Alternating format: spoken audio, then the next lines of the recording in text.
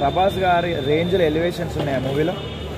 Elevations ఏ రేంజ్లో ఉన్నాయంటే నువ్వు సీట్లో అయితే కూర్చోవన్నా, నుంచునే చూస్తావు సినిమా మొత్తం. ఎలివేషన్ ఒక్కటి అయిపోతే ఇంకో ఎలివేషన్ అలా ఎలివేషన్స్ పడుతూనే ఉంటాయి.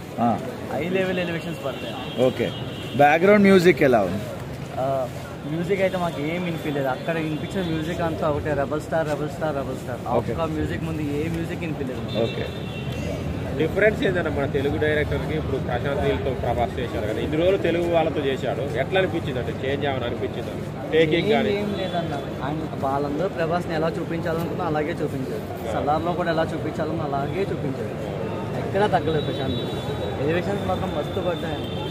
కొంతమంది కేజీఎఫ్ కలర్ ఉంది, ఉగ్రం అని టాక్స్ వస్తున్నాయి కదా, దాని మీద ఏమంటారు? అది డైరెక్ట్గా చెప్పాడు అన్న. ఉగ్రంని కేజీఎఫ్ వర్షన్లో తీయాలంటే ఎట్లా తీస్తానో అలానే సలార్ని ఇమాజినేషన్ అనుకుని తీసానని ఆయనే చెప్పాడు. మీకు ఏమి మొత్తం అది బ్లాక్ అండ్ బ్లాక్లో కనిపిస్తుంది సినిమా, అందులో 4K వర్షన్లోనే కనిపిస్తుంది మొత్తం.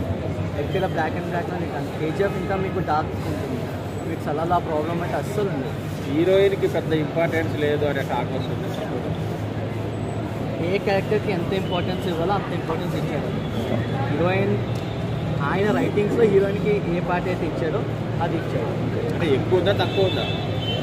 తక్కువే ఉంటుంది ఆబ్వియస్లీ. ప్రశాంత్ నీల్ సినిమాలో మనం హీరోయిన్ అంత ఎక్స్పెక్ట్ చేయము ఎక్కువ కూడా. సెకండ్ కేజీఎఫ్ కూడా చూసుకుంటే మీరు సెకండ్ పార్ట్లో వస్తాడు హీరోయిన్. ఇక్కడ కూడా అంతే. ఇందులో మదర్ సెంటిమెంట్ ఎలా ఉంది బ్రదర్?